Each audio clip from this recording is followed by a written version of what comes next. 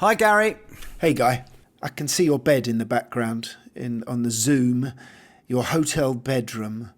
You can see my hotel bedroom. The only reason you can't see yours is because you have a phobia about it and always manoeuvre it so you can't see the bed, or to make everyone think that I'm in a room and you've got a suite. But again, you're just down the road. We are in Geneva. We're back in Switzerland after a short trip into Italy. We did Turin and Lucca. Beautiful. Two beautiful places. And now we're back in beautiful Geneva. I know. I was thinking about swimming in the lake this afternoon. I know you were, which is insane. And of course, I'm sure a lot of our listeners will relate to this, which is when we came in and we saw that beautiful fountain. And our first thought was the Champions. Yeah. With you know who wrote the theme tune? No, I don't. Was it Ted Astley? Tony Hatch. No. Yes, the Tony Hatch Orchestra. But my dad was in it once. He took over a submarine which had some Eastern European dictator on it, and he was a disaffected dissident. With ginger hair for some reason. Was it a wig? I don't know. Oh, I've got to look that episode up. The Champions, great. It was sort of 1960s, wasn't it? With 1960s, yeah. And they all had just slightly superpowers. Anyway, so every time we come to Geneva, we think about that. We can't stop ourselves. We have a PR person on stage. Legendary music PR. What I think is a shame is that she started off, she was a music journalist, and then wrote a really groundbreaking book on Keith Richards, which I want to talk about, but then gave it all up to be a PR. Well, we better tell people what PR is. It's public relations if you don't know, and I'm sure you do. And in the music business, she is one of the greats. I mean, one of the hugest of huge. I mean, she looks after Keith Richards still. I mean, Foo Fighters, Rod Stewart, R.E.M. Yeah, Madonna through all of her, from the very go. And actually, the best way to describe someone at that level is basically gatekeeper, isn't it? She is. She decides who gets to speak to the star, who there's, and it takes a certain knack of knowing exactly where to place an artist. And she's doing the rounds now herself. She's her own PR, I guess. I think because she's got a book out called Access All Areas, which is it's not really an autobiography. It's certainly it's her life in rock music. Yeah, and in fact, we should be very, very flattered because if anyone knows who are the best people to speak to when you're promoting something, it's her. Yes. And the very fact that we've been put on her list. Anyway, let's get her on. Welcome to the Rockonteurs. Okay, guys, I'm ready. That's a big tune for sure. I actually wrote that originally for Tina Turner. Of course, I had gone and found Joni Mitchell down in Florida and brought her back. I've listened to a few of them and they've been really good, man. I've been sitting in the back of the car coming into London. They're brilliant. Thank you guys for still being around, still making music, still being into it, and doing this podcast. It's fabulous. So great to talk to two guys that have done this. Remember me? I'm in a band now. It's called Roxy Music. You know this thing about the 10,000 hours of experience? Oh, yeah. Get good at something. When we recorded Arnold Lane, we'd done about 50 hours. The Rockonteurs podcast with Gary Kemp and Guy Pratt. Barbara. We're going to get visual as well, I think we are, aren't we? Yeah. Alana. Oh, I think I got it. There she is. Hooray! Where are you? You're in Europe. We're in Geneva. Nice. It's beautiful there. It's very, very beautiful here. I have to say before we start, I hope you don't mind, I saw Spandau Ballet at the Albert Hall a million years ago when True came out. Oh, my God. 1983. Yeah, and it was pretty great. Wow. Well, it moved on a lot since then into various larger venues, but of course, finally into a courtroom, which is where a lot of bands ended up. We used to use Alan Edwards a lot. Obviously, that was an in-house. I think we had. I can't remember who did the press for us at that point. That Albert Hall show, though, it was when it was probably blowing up at its most insane. It was. Frenzy, and it was pretty captivating. Barbara, we both read the book. We've been on our tour bus and we could read the book. And it's fantastic. Congratulations. Thank you. I'm really happy with it, yeah. Well, I've got to say, because it's the second book of yours that I've read, and in fact, I mentioned your Keith Richards book in my book because it was such a revelation to me as a kid. It was absolutely, because there'd never been proper rock books then. It was like all the books you read were by that guy George Tremlett. He used to write all his band. Who was a housing officer. Yeah, he was a housing officer at the GLC. But it was in your book I discovered that Keith, and this is what I wrote about in my book. I discovered that Keith Richards stays up for 24 hours at a time, which I thought was just an interesting lifestyle choice. We can get to that if you like when we talk about Keith. But I just wanted to mention at first the fact, because I saw on your website you represent the Beatles. Yeah, we do the Beatles for Apple. Their label. That didn't take you to Glastonbury this weekend? No, we don't do Paul McCartney. He's got Stuart Bell does Paul. We just work with Apple. But no, I actually went to 4 gigs in 4 days in London. So I had my own mini Glastonbury. What did you do?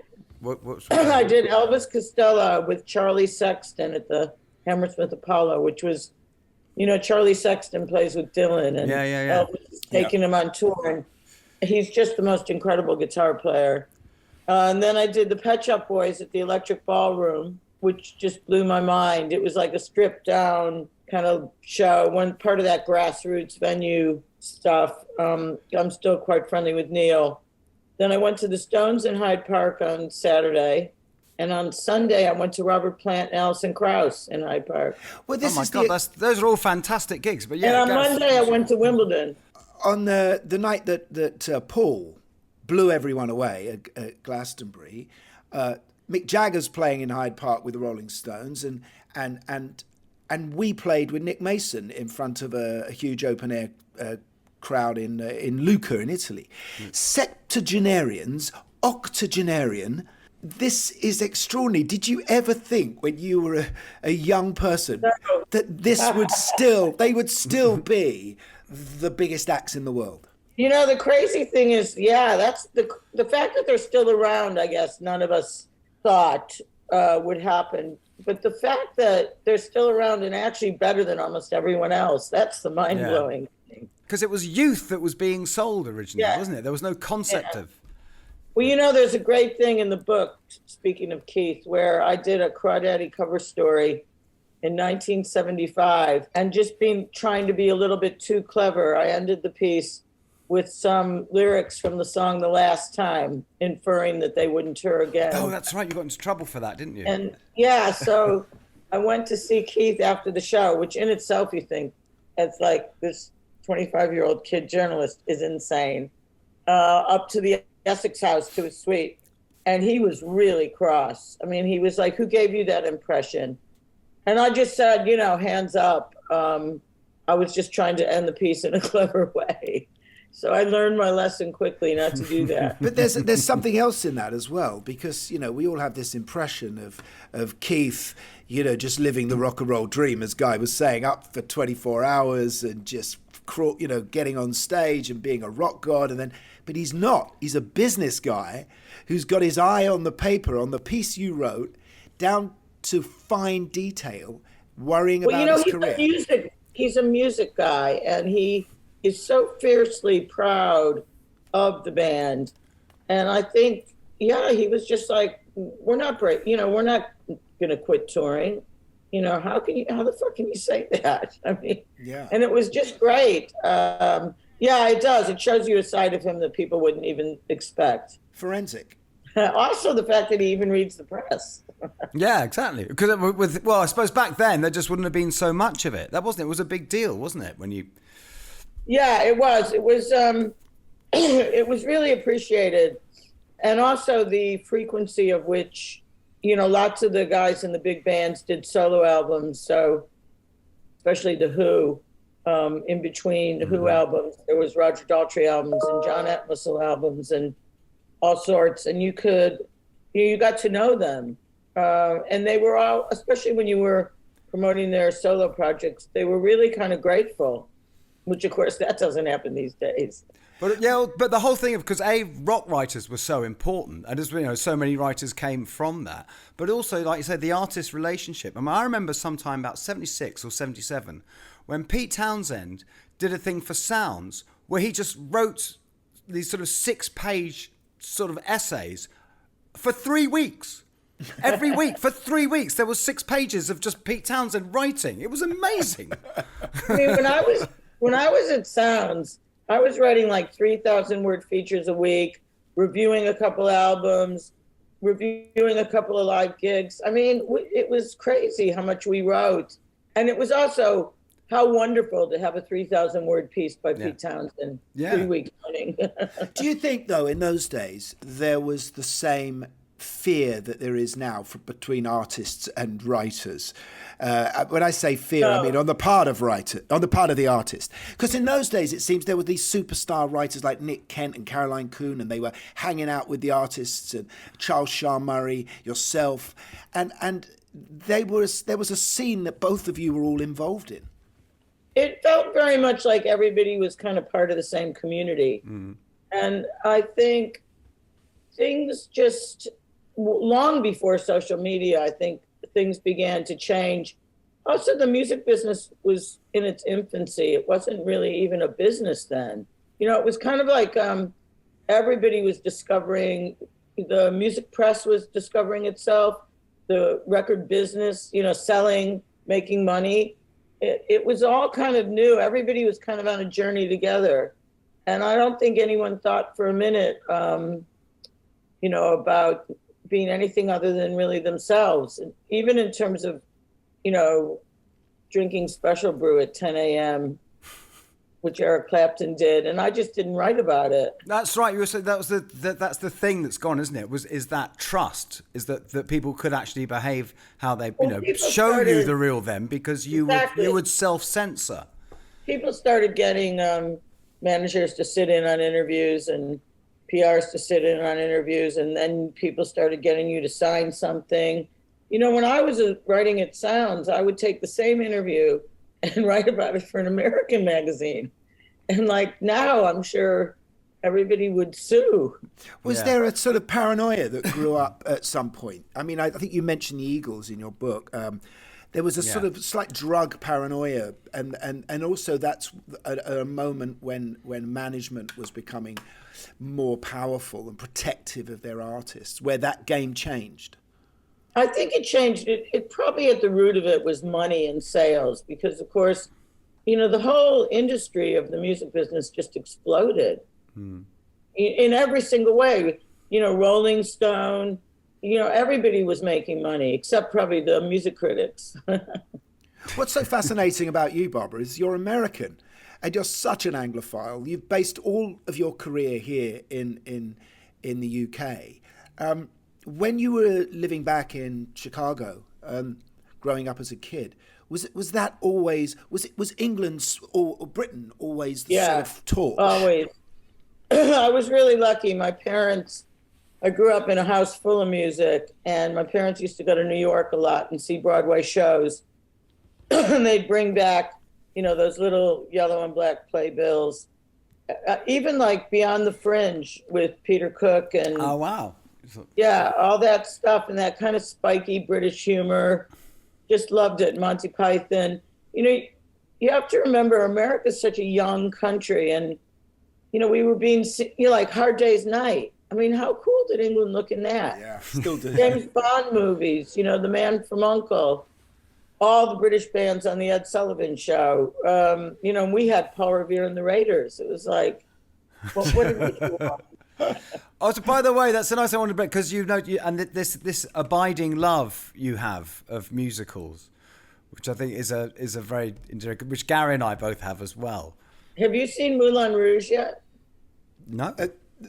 The musical? No. Well, the film. I mean, it's now gone to the stage. Yeah. No, we haven't. We haven't. It's not like Stephen Sondheim, but it's a jukebox celebration. It's joyous.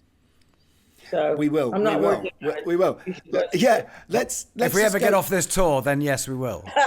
So I just want to sort of hear about what first turned you on, that made you want to go to the UK and made you want to be a writer. Writing, I just was kind of always naturally good at it. I wrote for my high school newspaper. I had a column my senior year, and I spent all my money. I always had a job on the weekend in a library and then in a record store. Spent all my money on concert tickets. I used to miss the beginning of school to go buy tickets because they went on sale at 9:30 in the morning, and they sold them at record stores, which was so great. I don't know, even like that movie Blow Up with David Hemmings played. It's your own faults. David Bailey type photographer. Yeah. All that stuff. We were getting it thick and fast once the Beatles hit. Like even the red buses, the black taxis. Yeah.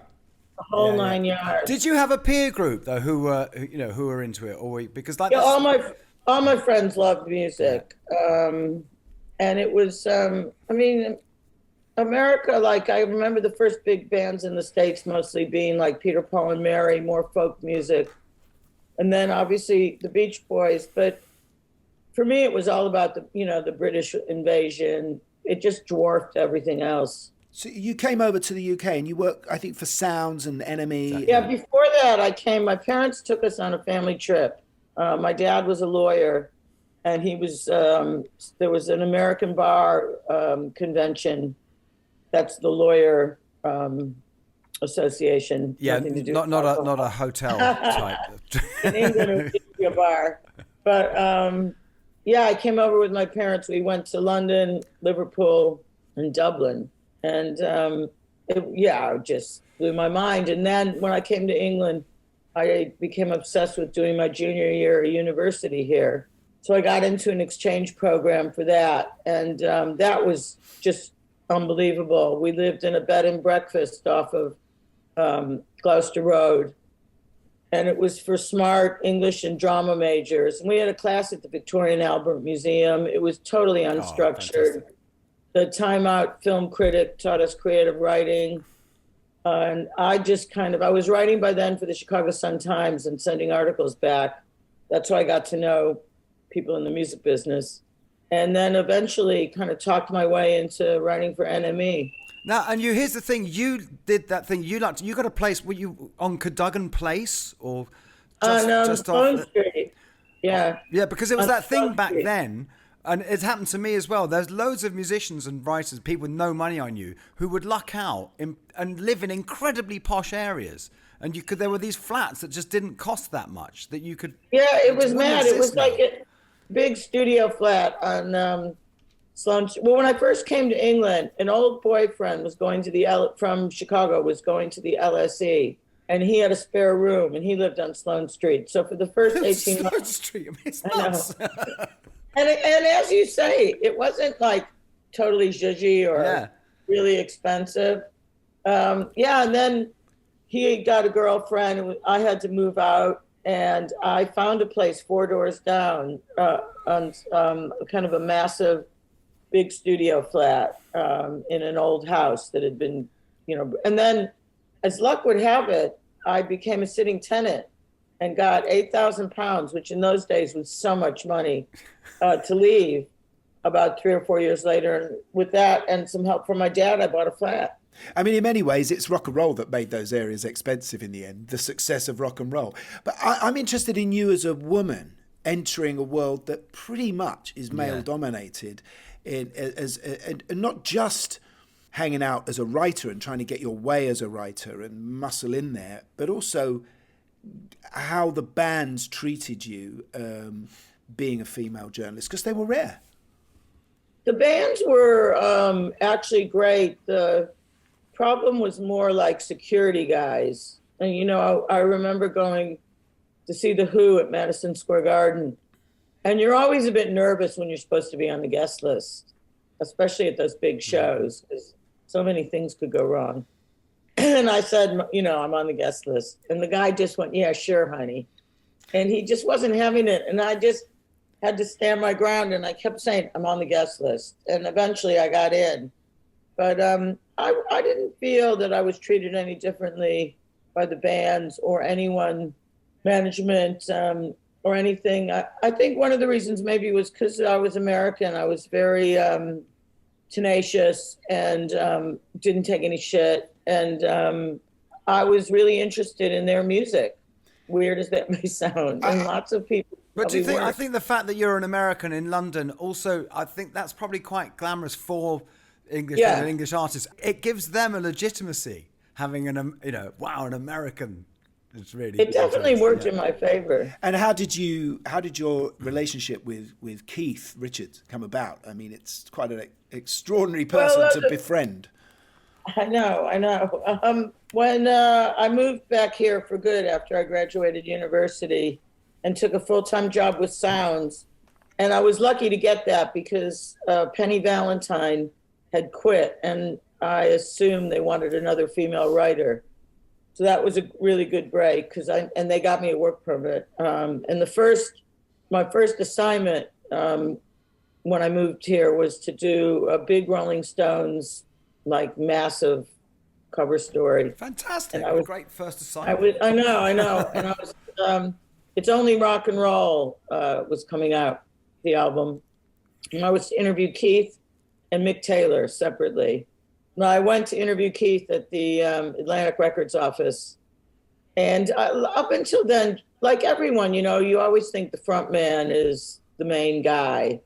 And Mick is a great front man. But when Keith walked in the room, literally, I wrote, which I still think is a pretty good line. Oh, yeah. When Keith Richards walks in a room, rock and roll walks in after him. And it really felt like that. It just felt like... it's the way he is on stage too. That's just, he's got this charisma even in a hotel room. And his whole thing with draping flags over lamps and candles, it just is intoxicating. And the way he speaks in almost like in a rhythm, like he plays guitar. So I was just like, oh my God. I think I left the room as if I'd been hit by a bolt of lightning or something. And then, obviously, having loved interviewing him, the other thing is he's just a great interview. Mm-hmm. He will talk about, he just talks in depth about all the stuff that I was obsessed with anything about the Rolling Stones. And then I went to do a cover story for Crawdaddy in Munich when they were recording Black and Blue and auditioning guitarists for Mick Taylor. I just then started interviewing more and more and getting to know him. And I had gotten to a point after a couple of years where after you were really writing an awful lot, and we were traveling a lot too in this era, golden era of journalism. And I just decided I could see an end in sight of the weekly music writer grind. And I wanted to do a book. And I originally asked The Who.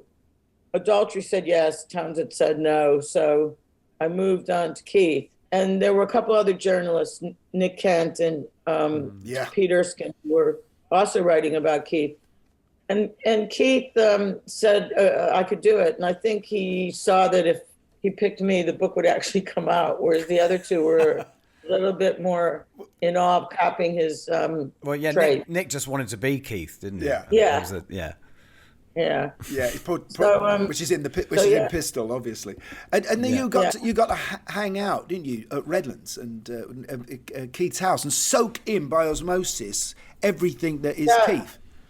Yeah, I mean, I went down to Redlands to interview him and to meet him, and once he agreed to do the book, that's probably when I went down to Redlands 2 or 3 times, and then he suggested that I go to Canada for the book, because the only thing they were going to do that year was these live shows in Canada.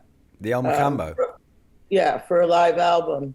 And of course, by the time I landed, Keith had been arrested for heroin possession, and he ended up staying in Canada for a month after the shows, and I stayed, which was really the making of our friendship. And I had a very harrowing time for him. There was a very real chance he could have gone to prison. He got the most insane sentence ever given to man. His sentence was to play a concert for the blind. That's right. Wasn't he talks about his blind angel. Wasn't there some young girl who came? Yeah. And the concert was surreal as well. I still have a sweatshirt from that show that he signed in dots, like it was Braille. Oh my God! Was it actually Braille or was it just dots? It was just dots. That would have been really impressive. Because there's one line, the one thing I remember from this, what seems incredible is your access. And this is, because the book is at home. I haven't seen it picked it up for years. But there's one line I still remember from it, which always struck me as extreme, is when you're at Redlands and apparently Marlon is calling and going, Dad, get me a Coke. And Keith goes, I'm bored of being the dad. You get me a Coke. Well, it was probably in your book where that rumour came that the first thing Marlon ever said was room service, please. Yeah, it's probably true. What I'm interested in this is obviously you're now in his inner circle, Keith, and you're writing a book about him. And in the same way you wrote this latest book, there are artists in there that you still look after. How did you were you careful not to cross the line into things that you felt might upset them? You're still at the heart of it in public relations. Yeah, no, I think that, it wasn't even, of course I was aware of their privacy and their life. But to be honest with you, the book isn't about them. The book is about me. And before the book came out, there was a bunch of tabloid coverage that said I was going to spill the beans on all my artists that I work with. And that couldn't be further from the truth.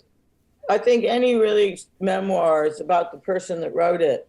And I think the thing that comes across the most is just how much I love music. It's really a love letter to music and being lucky enough to get paid to do this for a living. What made you want to get out of journalism and become the gatekeeper, the public relations person? I was lucky. I've never really looked for a job. After I wrote the Keith Richards book, I owed the bank £10,000. Which in those days... It was so much money. Yeah. And at one point I was thinking of suing the bank for letting me talk the guy into letting me have an overdraft. But I don't think I would have been very successful. So I needed to work. And after the book, I didn't want to go back to one of the weekly music papers. So I freelanced for American magazines for a bit, and very shortly, a short period for the Daily Mail. And Moira Bellis, who was a good friend of mine and was working at Warner Brothers, who I set up NBC with, our PR company, she suggested me joining the press office at Warner Brothers to write press releases. They had a staff writer. So I joined Warner Brothers and for about a year or so, just wrote all the press releases. I was left-handed, and if you made a mistake, you'd have to correct it with Tipp-Ex. So every day I'd have like either ink or white Tipp-Ex all down my left hand. But yeah, after about a year and a half, somebody quit, and she said, "Do you fancy doing press?" And so I said, "Yeah." And it really suited me, having been a journalist. I still think you can't get a better education and preparation to be a PR than to be a journalist, because you're just aware of positioning, angles, millions of things. Well, that's it, because it's valuable. But so you're going from like trying to get the truth out of someone to actually sort of manufacturing what that truth is going to be. The PR doesn't. There's a lot of different kinds of PR and PR people. I'm not one for stunts, and I'm really not one for manufacturing. I certainly like to. I didn't mean that in a I didn't take it. Okay. I'm not going to end this now. That's enough. Her PR is sitting off screen. Yeah. Where's your PR? We've got your PR and your manager. Just exactly. But it's about picking the best place to let an artist shine. And who were the first acts you took on that you were given to Warner Brothers? Well, Atlantic Records was part of WEA. We all worked all those labels, and they had a lot of heavy metal.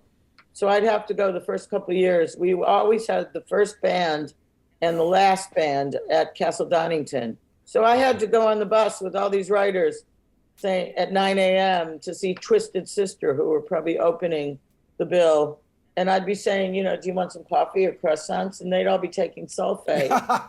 and the state of them on the way home. So yeah, Modern Romance, I think, was the first. Jeff Dean. Wow. Yeah. Who went on to write Kinky Boots. Yeah. And then lots of heavy metal, and then very early on Madonna. So I was really lucky. Well, let's talk about Madonna, because obviously you helped turn her into a massive star. Although, you know, I think she had a lot to do with Well, yeah, it. exactly. In fact, that's really interesting. How, when you first got her, was it you trying to sort of just gently nudge her down particular routes? You felt the incredible talent that she had anyway.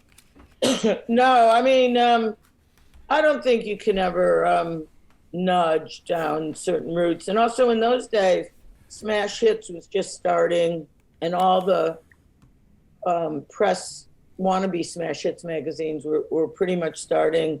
It was probably before The Face. It was really the beginning of a lot of great journalism. The music papers had evolved into many different forms of magazines. Again, so like that was thriving, just like all aspects of the industry probably then. No, Madonna from day one knew exactly what she wanted. She was smart, ambitious, opinionated. You know, I find the best artists, I'm sure you agree, they just have a sense of themselves in every way. When an American artist comes to you, though, I'm assuming they've already got a PR in America. And it depends how big they are. Right. Mm-hmm. You know, if they're unknown, quite often they'll just have the person at the label. And what do you need from them? Do you sit down and talk to them and try and gauge who they are, what they want to be? Is this person who wants to be tabloid? Is this person who wants to be a broadsheet star? Is there Well, it's an interesting question, and in an ideal world you would, but these days you're not afforded that luxury of time. And I think also probably these days the manager might convey, but the best PRs have a sense anyways of where people should go. You know, I'm a newspaperaholic. I'm kind of never happier than on the weekend laying on the couch, as long as Chelsea have won, reading, I couldn't resist, you know, reading all the newspapers. Yeah. But, you know, when Madonna started, it was a very, in the 80s, pop was in its throes of, I would say one of the major things that Madonna did, right? And you know, I worked with Madonna, right? I did 2 albums with her, but that's very good as well. Thank you. Well, it's the proudest thing. Like a Prayer is the proudest moment of my recording career, no question. Well, I mean, it's only one of the greatest songs ever. So. I thought you said it was playing on my solo album, Guy. You're such what a tart. It's a tie. It's a tie, Gary, obviously. But no, but I would say, I remember at the time, I would say that Madonna did it because obviously she became much deeper as an artist as she went on. She addressed fantastic themes and became very controversial. But she did, and I don't know how much you might have had to do with this, where she did this thing of being, I would say, one of the first people who was perceived as a pop artist who demanded that sort of in-depth broadsheet analysis and coverage. Yeah, I mean, one thing I've always been keen on is not to pigeonhole an artist with one, you know, not to just go down that Smash Hits road. Mm-hmm. I mean, you know, Smash Hits used to ask artists, what color is Wednesday? And people used to say, people that had were probably lacking in confidence would say, what's the right answer? You'd be like, there is no right answer. The whole point was to have fun. What Madonna did to create that was very early on, she did hardly any press. So she was way less accessible than perhaps other people. And that just helped create the enigma, I think, that she is. I think the biggest thing about her probably was that air of mystery. But I guess at the beginning, when it's all happening, that's, in a way, the easiest bit. It's when things start to go wrong that your job becomes, you know, when you're putting out fires, is that the person you see yourself as being the best at, or do you see yourself being the best at starting an act from fresh? I think you just have to be an all-rounder. You know, I think it's very exciting working with the unknown at the first. It's like when you're a journalist, and you first write something and you see your byline in the paper, it's such a buzz. It's probably like when you go on stage, and or hear a song on the radio. Exactly. Yeah, it's the kick. And then when you are doing PR for someone and you see something in the paper that you helped get, it's again really rewarding. With the big acts, it's really a case of less is more, and positioning is so key. But I'm interested in that bit where the artist becomes very difficult to control and becomes so big that and things start to go wrong. Does it make the PR feel smaller? And it's a tougher job, that, isn't it? It depends. I mean, of course, in the 90s and probably 2000s, the circulations of the British press were massive. The Sun and the Mirror were selling 3 million a day, and probably the Mail. And ditto magazine sales. NME was over 1 million at one point. But also, and you could control it more to a degree. The greatest saying that was ever invented was, "It is what it is." Sometimes things happen and you just have to move on.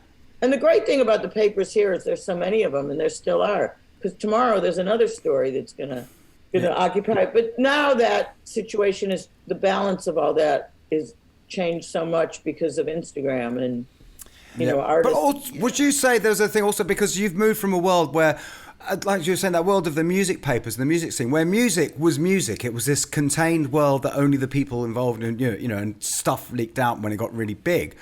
But then now, from the 90s onwards, I would say, like with what you're dealing with, it's just showbiz now. It's not its own world. It's just part of the absolute mainstream. Yeah, and also the problem nowadays is the reason that it's so important to, have big social numbers, and the reason everyone wants TikTok is because we're competing as an industry against a million other things. Back in the day... That you don't have to buy. Yeah, exactly. There was some books, there was some movies, there was TV. Football was nothing like it is now. So it was much more controlled, and you had less choice. And I think now people just move on. I don't even know if some people listen to a song all the way through, which is so depressing. Well, that's a big thing. One of the big Spotify analytics, isn't it, is how long people listen to it. That they time that. They time the apparently. If you get past 14 seconds or something, then that's a result. How not even get to the chorus. Yeah, exactly. Well, this is it. When people are writing for TikTok, there was a recent report about that. Writers now put the chorus right at the front because they want people to, on TikTok just to put that first 30 seconds up. But talking of now we're talking about Instagram and stuff like that. It's impossible to have mystique. And so is mystique no longer important anymore? And how do you control an artist when they're filming themselves having breakfast and putting that up in the morning? Oh, you don't control an artist. An artist controls the artist. And I think the artist always did. The true artists always control themselves. Look at Bob Dylan. I mean, I don't think, or Bruce Springsteen. I don't think anyone really, or Dave Grohl, or the Pet Shop Boys. I mean, I think that... Classy. Exactly. And I think that's what I was saying before. Even the live shows, I think everything is a manifestation of themselves. And it comes from them, which is how it should. Yeah. But now mystique, you just have to roll with the punches. But is that why you think artists come and go so quickly? Because there isn't a way of building a mystique and a kind of, I remember when the last sort of big band to come around that still had some of that were probably the Libertines. And it was like, you've got to go to see that show. Everyone's got to go to that place to see the band play because you couldn't see it on YouTube. I think that artists come and go too quickly these days because they're just not as good. I think that I still hold a lot of faith in the music. Call me old-fashioned. And I think the people that have connected in a major, major way are the ones that just come up with really good songs.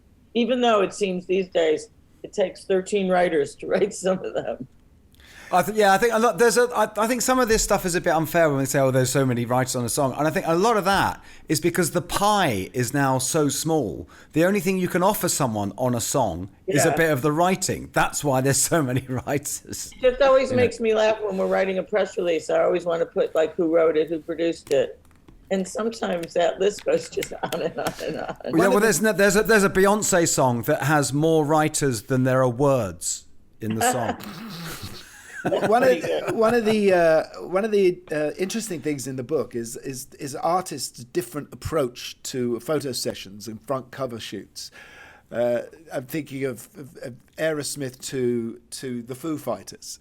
Oh yeah. Oh, the Aerosmith one is great. Well, I just left Warner Brothers to start NBC, my own company, and I went to LA for an Aerosmith Q cover. And it was the first time I was, like, another label was paying for the trip. I lost my passport. It fell out of my pocket when I landed at LAX. You know, when you get really hot after a long flight, you take your jacket off. So, I mean, right, that should have been a sign that I should have just gone right back to England.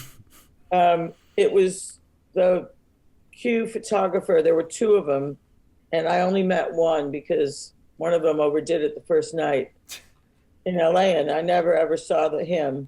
And Q were going through a kind of a crisis of confidence in terms of how they were looking, and they were reinventing themselves as more of a style magazine with Aerosmith. That makes no sense.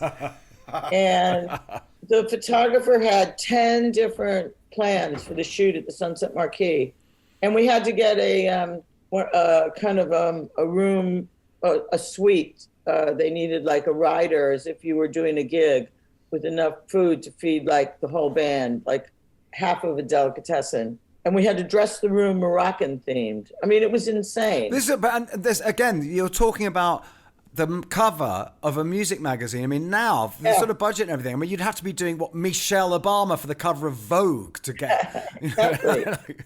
But it was crazy. It was really mad. And anyways, all the pictures ended up being completely unusable, out of focus. And they ended up using one shot he'd taken with a small camera at a video shoot the day before. It's gone down in history as the worst Q cover ever. But then you said Dave Grohl just turned up with a bunch of sort of his washing. Dave Grohl, we were in Argentina doing a GQ cover. And Dave had a late night, and he woke up in the morning with a really bad hangover. And the first thing he thought was, fuck, I'm doing the GQ cover today. So he got some mini cans of Coca-Cola out of the fridge and put it on his eyes so they wouldn't be so baggy, which I thought was really great.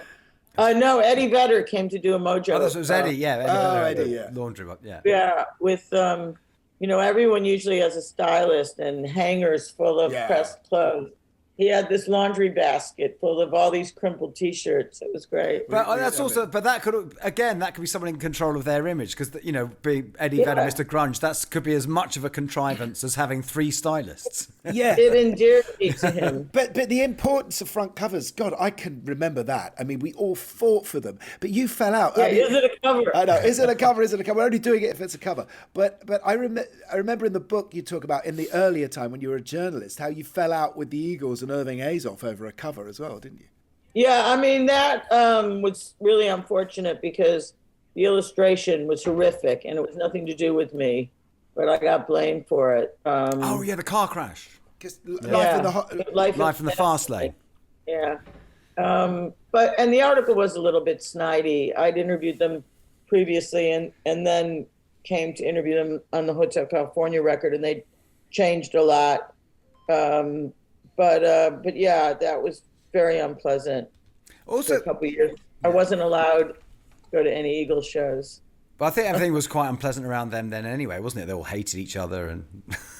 Yeah, I think it was a little bit toxic. Yeah, cocaine psychosis. Where were you during the Live Aid concert? Were you looking after any of those artists at the time? No, actually, weirdly, my parents were visiting England, and we went on somewhere, probably Devon maybe, or Cornwall. I remember sitting in a bar in a nice country hotel watching it. I was around for Live Aid. The kind of who did you have? I don't know.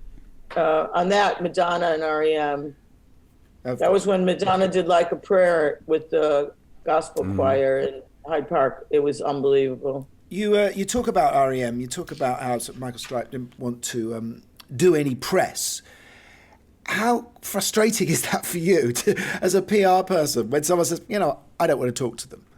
Well, not only did they not do any press, they didn't tour for 5 years. So the first 2 albums I worked with them, Out of Time and Automatic for the People, Peter Buck and Mike Mills would come over to the UK a lot and do press.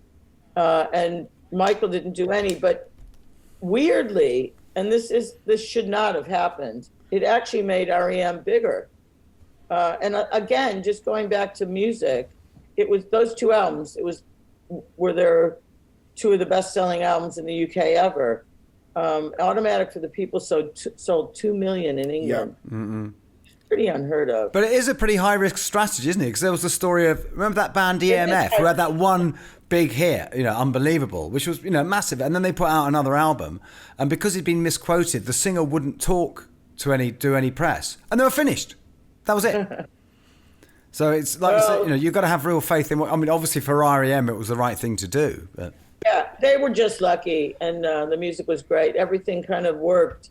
Again, going back to being, keeping a kind of mystique, what it did was it just made Michael Stipe kind of more attractive in the eyes of the press and the media and the fans. And probably the fact that Madonna has done relatively few interviews in her career, that's done the same. Yeah. I think when you're that big and you're seen to be everywhere, not speaking all the time is probably a good thing. Yeah, it's what do we want from our celebrities, you see? Because I remember growing up loving music as you did. These were icons. These were larger than life. These were heroic figures that didn't live ordinary lives. And I still think that that's kind of still what we want. Yeah, we do want that. You want to see a little window, a little snapshot into the world that they occupy. But I think then doing interviews, reading about artists in the press was pretty much the only way to get a little insight into them. And now, of course, it's completely turned on. Like you had that big. What was the thing with Madonna, for instance, but in the Guy Ritchie years when? What was it? There was an absolute meltdown because she had a necklace with Mum written on it, which didn't get photoshopped out. Oh, that was just, where she agreed to do a photo. She asked simply, she didn't want that crop, and then the sub on the paper fucked up. Yeah, but why not be a mum? Why not say mum? I don't know. That's what she wanted. Yeah, I get that. Fair enough. What's interesting about your career is that genres don't seem to be a one-note genre person. You have the only thing you didn't like was punk. You seem to say. Yeah. But you've gone through so many changes into the 80s with Depeche Mode and obviously, post-grunge with the Foos and then into the sort of more DJ producer age with Mark Ronson. But the question I really want to ask is what for you is the greatest moment in all of these 40, 50 years of rock music that we're talking about? What is that bit that you look back on and think that was the moment, that was the time, it was incredible then? Oh, there's so many of them. I'm not shying away from answering it, but truly there's many moments. And the thing is, I still have them. I standing in Hyde Park on Sunday, listening to Robert Plant and Alison Krauss with the sun shining. It was amazing. And I think you always have to be appreciative of the now as much as the past. If we all were just saying, God, it was so great 20 years ago or 30 years ago. I mean, seeing the Stones record in the studio, unbelievable. Pretty much every single Madonna tour, a pleasure to be at, just incredible. Yeah. But, I like, and also probably one of the greatest moments was when Chelsea won the Champions League the first time. 12, if you must know. Because you're now a non-exec director, aren't you? I am. At Chelsea. Yeah. Congratulations. I'm an Arsenal fan, so... Yeah, no, I mean, it's, you can imagine if it happened to you. It's like Christmas. Yeah. Well, you did. At least you lived in Chelsea, although then you moved to Maida Vale, didn't you? Yeah. But talking of new acts, you've got St. Vincent, who I absolutely love. With adore. And listen, we are waiting here. We want Annie on, Yeah. right? We want her on our podcast. Okay, well, we'll try and sort that. She's actually playing tomorrow night in London. Yeah, I know. Yeah, and we're here. I know. And then an opening for Roxy. What a bill that is. Yeah, I think Guy and I are going to go out to New York, I think, to see York that especially show. for that, yeah. And she's got a fantastic keyboard player as well. Oh, well, let us know. Rachel Eckworth. Yeah. We will. No, I'm looking forward to it. We'll let you know because we want to. We know Yeah. Phil and Brian, obviously. I think having a variety is the thing. Is our roster is schizophrenic. I always say, we've got Metallica, Ollie Murs, and Mark Ronson as clients. 3 acts that couldn't be more different. Yeah. And the great thing about that is it means that you're talking to all sorts of different journalists and all sorts of publications, instead of just getting pigeonholed as into one. Because I wouldn't ask you to name names, but I'd say, are there people who have come to you and you flat out go, absolutely not going there, not interested? Well, again, it all goes back to the music. Yeah. So yes. Yeah, because you looked after Rufus Wainwright for quite a while, then he left, and now he's back with you. Oh, I always looked after him. I just managed him briefly, and that didn't work out. I see. But no, I mean, I worked with James Blunt for his first 2 albums, and then we're independent PR, so everyone's entitled to move on. And now I work with him again, and it's been great. I must say, because that must have been very lucky or very prescient of both of you with Rufus to realise that's not, and to get out of that before you kind of mess the relationship up. Exactly. Yeah. I just wanted to because I know you look after Depeche and you obviously look after the Foos and the great loss this year of Andy Fletcher and Taylor Hawkins, and 2 fantastic people in the music business. This is it's been a hard year, hasn't it? Yeah, awful, and I think it was within the space of 2-3 months. Taylor died the end of March and Andy the end of May. So just devastating, awful, way too young. There's not much to say. No. I just wanted to mention their names because it seemed odd not to.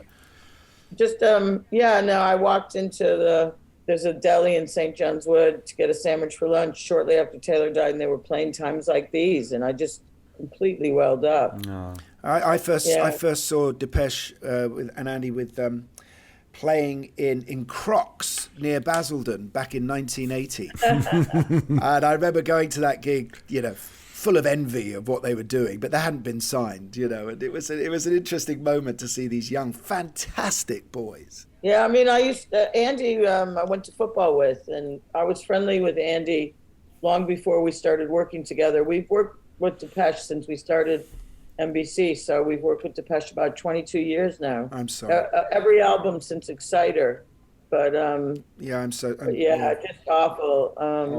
Awful. And what's awful and what's difficult, I suppose, is moving on as the ones who are left behind in any group when someone goes, like when Entwistle left the Who, or or Charlie has left the Rolling Stones. It's making that saying, maybe this family is bigger than just the guys on stage. It's also the people in the audience. It's all the people that surround the act, and you feel their loyalty is the reason to continue.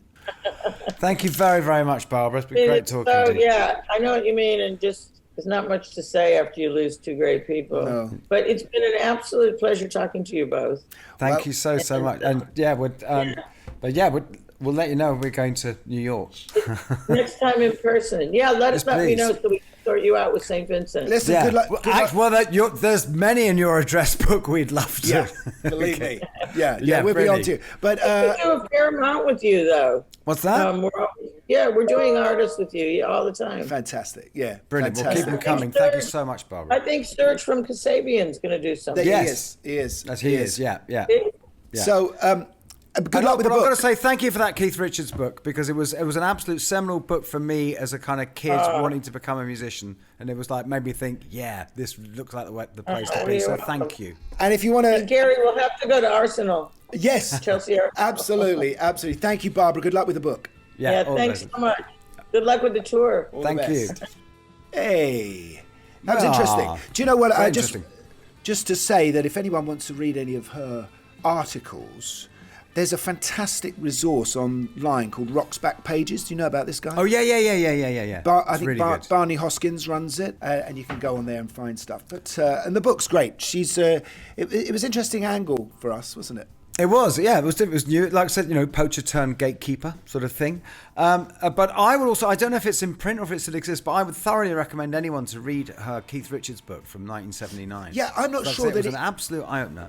I think you'll have to find it secondhand, because I think what we didn't mention is Bobby Gillespie. The reason she wrote this book is Bobby Gillespie phoned her and said, "Oh, you got to put that Keith Richards book out again," and she said, "No, I'm gonna write my own." But I'm sure it's out on one of those. Or you can get it on the internet somewhere, or I could use yours, couldn't I, Guy? You could use mine if you want, Gary. Yeah, if you don't mind. When we get home, if we ever get home. We've got a few weeks left. 2 weeks left, I think. 2 weeks. 2 weeks left. Just over 2 weeks. But we know there are quite a few Rockonteurs in our diary between now and there are indeed. Yes, we will not let you down. We won't. We'll see you next time. It's good night from me. And it's good night from them.